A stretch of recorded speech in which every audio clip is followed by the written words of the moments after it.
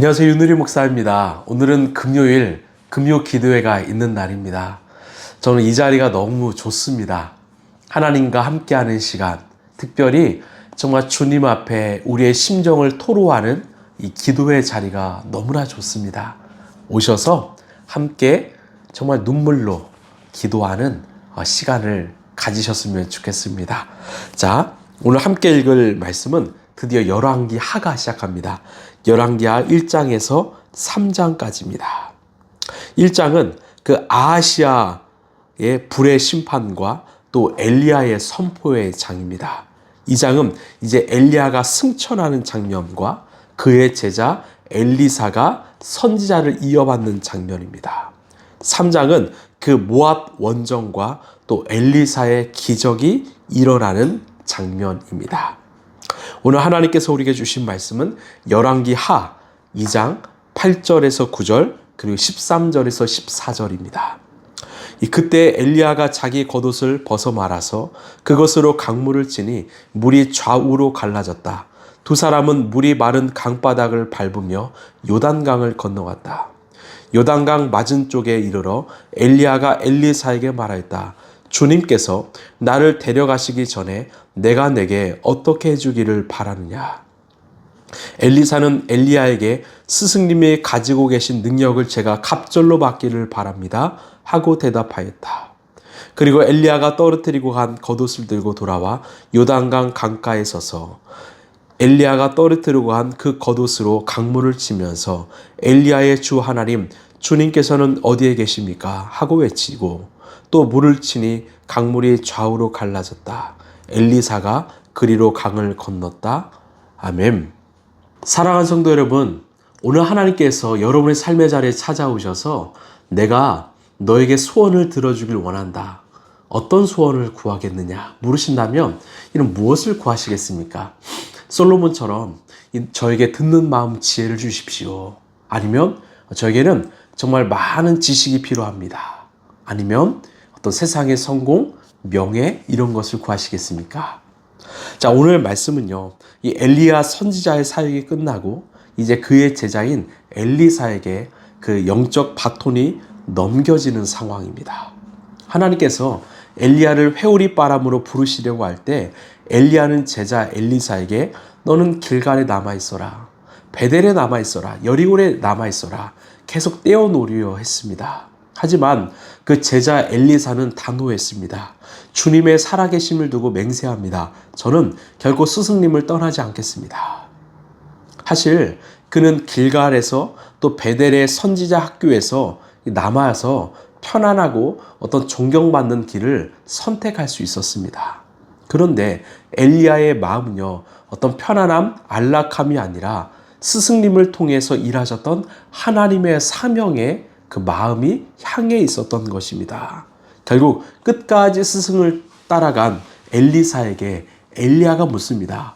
내가 너에게 무엇을 해주길 원하느냐? 그때요, 엘리사는 정말 주저없이 고백하는데 이 고백이 참 유명하죠. 스승님이 가지고 계신 능력을 제가 갑절로 받기를 원합니다.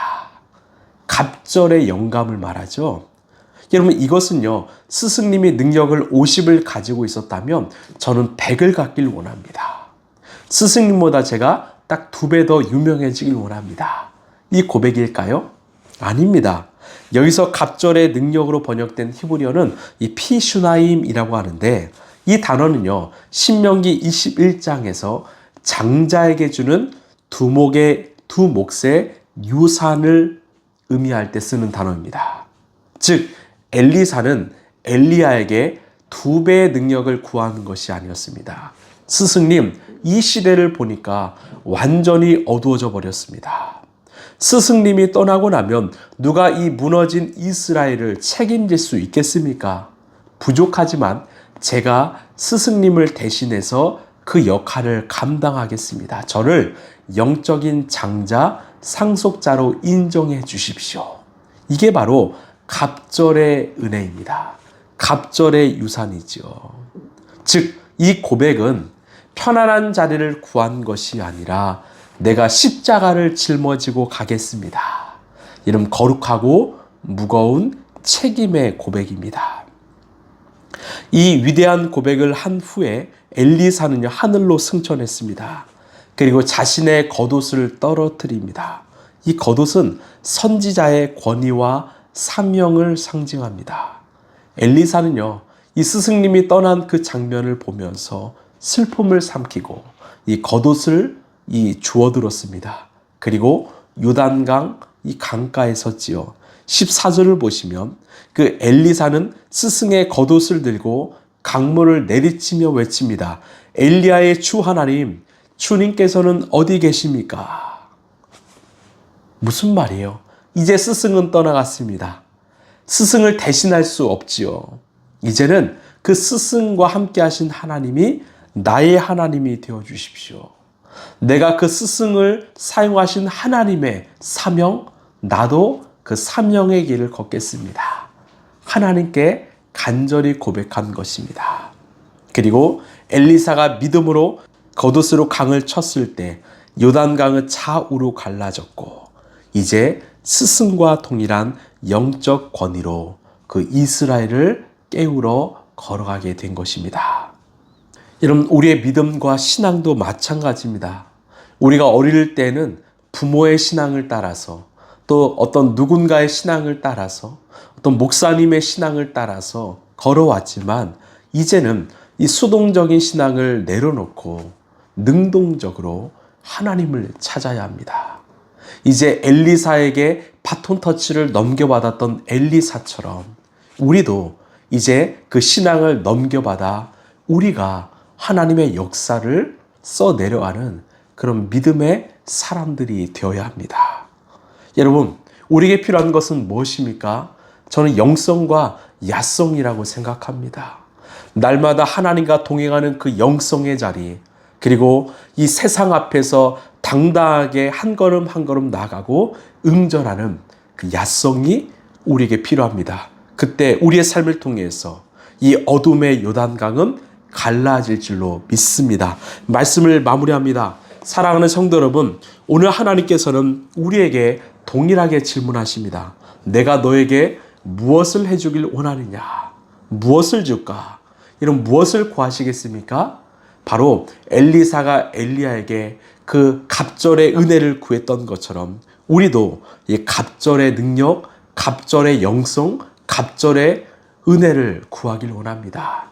그리고 이제는 우리의 선배들의 신앙을 바톤 터치 받아서 우리가 다음 세대를 책임지고 또 이 지역 파주와 또 일산 또 이 나라 이민족을 책임지는 이 시대의 엘리사가 되길 소망합니다. 그때 여러분의 삶을 통해서 세상 사람들은 하나님의 살아계심, 하나님의 역사를 보게 될 것입니다. 기도하겠습니다. 하나님 감사합니다. 우리가 구할 것은 바로 갑절의 은혜, 갑절의 능력, 갑절의 영감입니다. 이것은 바로 주님, 제가 영적 상속자가 되길 원합니다. 하나님의 자녀로 살아가길 원합니다. 이 고백입니다. 주님, 우리가 다른 것을 구하는 것이 아니라 정말 믿음의 선배의 길을 따라서 우리의 다음 세대 또 이 지역을 책임지는 하나님 엘리사가 되게 하여 주시옵소서. 우리의 어깨에 많은 생명이 달려 있습니다. 그 생명을 외면치 않게 하시고 정말 그 생명을 살리는 이 시대에 엘리사 되게 하여 주시옵소서. 평안함, 또한 안일함, 또 안락함을 깨뜨리고 하나님의 사명을 위해 묵묵히 걸어가는 정말 이 시대의 엘리사 되게 하여 주시옵소서. 사랑이 많으신 예수님 이름으로 기도하옵나이다. 아멘. 여러분, 우리가 구할 것은 바로 갑절의 능력, 갑절의 영감입니다. 그 하나님 나라의 상속자로서 하나님의 특권을 가진 자로서 정말 이 시대에 이 어두움이 가득한 요단강을 향해서 하나님의 이름을 선포하시길 바랍니다. 그러면 어둠은 갈라지고 하나님의 살아계심이 이 땅에 증거될 것입니다. 여러분, 오늘도 정말 주님께 귀하게 쓰임받는 그런 하루 되길 바랍니다. 오늘도 승리하십시오. 감사합니다.